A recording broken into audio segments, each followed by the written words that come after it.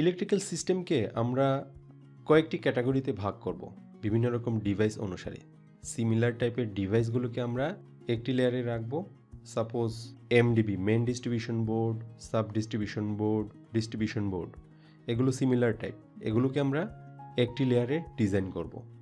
নতুন লেয়ার আমরা ওপেন করব, এলএ লিখে এন্টার দিব। এখান থেকে আমরা লেয়ার তৈরি করব। নিউ লেয়ারে গিয়ে এখানে একটি নাম দিব, যেমন ডিস্ট্রিবিউশন বোর্ড, এন্টার। এর কালার আমি চেঞ্জ করব। কি কালার দিব? সাপোজ সবুজ কালার দিব। ডিস্ট্রিবিউশন বোর্ডের কালার হবে সবুজ। এই লেয়ার কিন্তু সিলেক্ট হয়নি, যখন সিলেক্ট হবে তখন এই টিক মার্ক এখানে চলে আসবে। আমি কি করব? ডাবল ক্লিক করব। এখন ডিস্ট্রিবিউশন বোর্ড লেয়ার সিলেক্ট হয়েছে। এই লেয়ারে এখন আমরা ডিজাইন করব। ফার্স্টে আমরা একটি ঘর আঁকবো।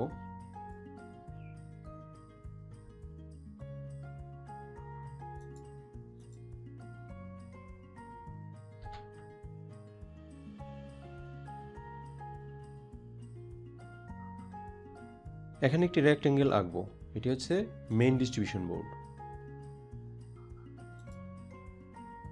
দুইটি ডায়াগোনাল আঁকবো।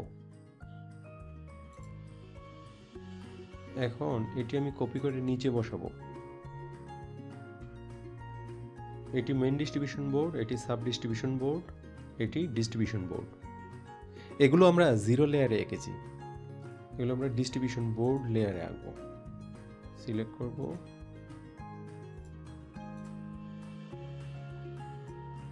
সবুজ কালার হয়েছে। সাব ডিস্ট্রিবিউশন বোর্ডের জন্য আমরা হ্যাচ তৈরি করতে চাই। এইচ লিখে এন্টার দিব। এইচ হচ্ছে হ্যাচ তৈরি করার জন্য। তারপর যেখানে আমি হ্যাচ তৈরি করব সেখানে সিলেক্ট করব।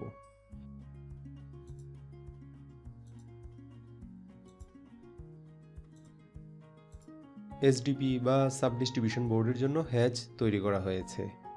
এখন আমরা ডিবি এর জন্য হ্যাচ তৈরি করব। এই ডায়াগোনাল লাইন আমি কেটে দিব। এখানে আমি হ্যাচ তৈরি করব। এইচ লিখে এন্টার দিব। তারপর এই ঘর সিলেক্ট করলেই হ্যাচ হয়ে যায়। ওকে, এসডিবিতেও আমি হ্যাচ করেছি। এখানে আমি ছোট একটা মিস্টেক করেছি, সেটা হচ্ছে এগুলোকে আমি ব্লকের আন্ডারে নিইনি। আমি যদি এগুলোকে মুভ করতে চাই তাহলে যে কোনো একটি লাইন মিসিং হয়ে যেতে পারে। এই জন্য আমরা ব্লক তৈরি করব। বি লিখে এন্টার দিব। Select pick point.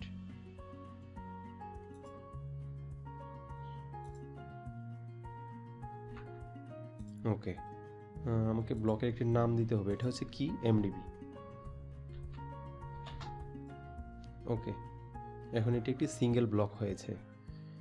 একইভাবে আমি এসডিবির জন্য ব্লক তৈরি করব। Pick point, select object, enter. SDB.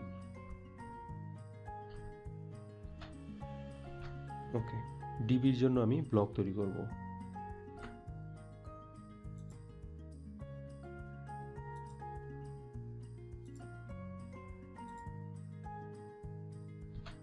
আমি যখন ব্লক তৈরি করব তখন প্রত্যেকটি ব্লকের নাম দিতে হবে। এখন আমি যদি এগুলোকে মুভ করতে চাই, পুরোটা একসাথে মুভ হবে।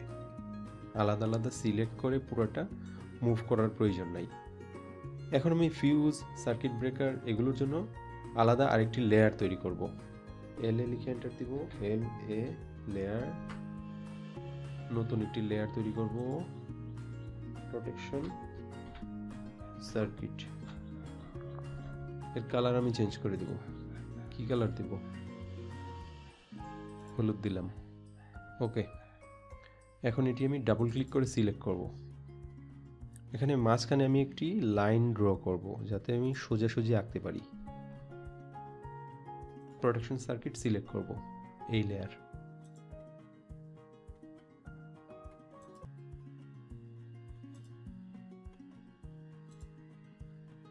এটিকে আমি মিরর করব, MI, ওই পাশে নিয়ে যাব। ইরেজ সোর্স অবজেক্ট, নো, উভয়টি আমরা রাখবো।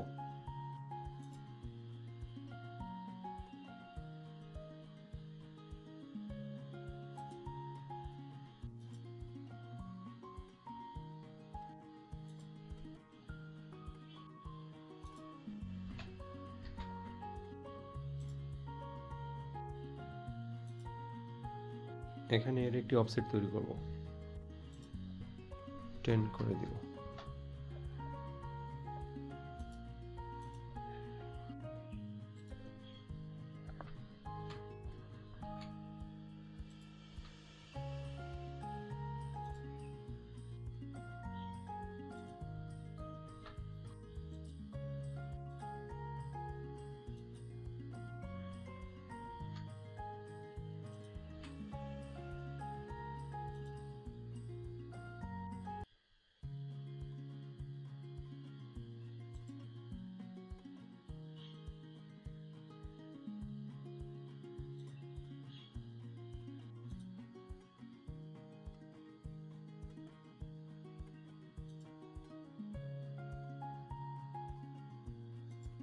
প্রোটেকশন ডিভাইসের সিম্বলগুলো আঁকা শেষ। এখন এগুলো আমাকে মার্কিং করতে হবে, তা না হলে আমি বুঝতে পারবো না যে আসলে কোনটি কি।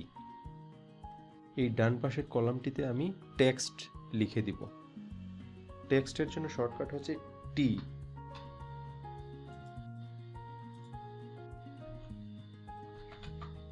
এমডিবি মাঝখানে বসাবো এটিকে আমি। এখন আমি এর কপি তৈরি করব। CO enter.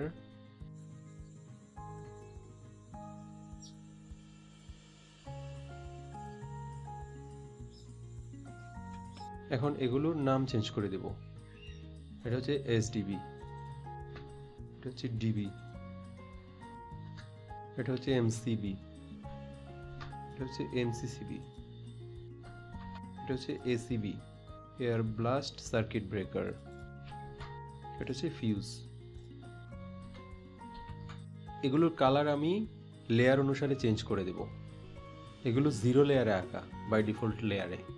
এই তিনটি আমি ডিস্ট্রিবিউশন বোর্ডের আন্ডারে নিয়ে যাব।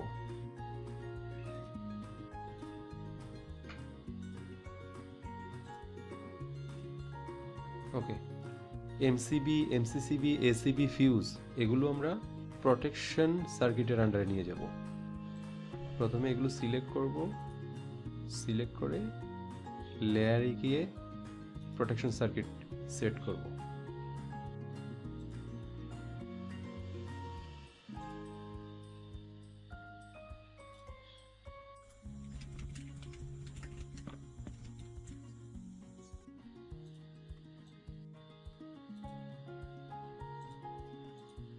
ইলেকট্রিক্যাল সিম্বলের সুন্দর একটি চার্ট আমরা তৈরি করেছি। এভাবে আপনি আরও সিম্বল এঁকে পাশে এর নাম লিখে দিতে পারেন। সো ইলেকট্রিক্যাল সিম্বল কিভাবে তৈরি করতে হয় আশা করি বুঝতে পেরেছেন। আপনি নিজেই এরকম আরও সিম্বল তৈরি করতে পারবেন।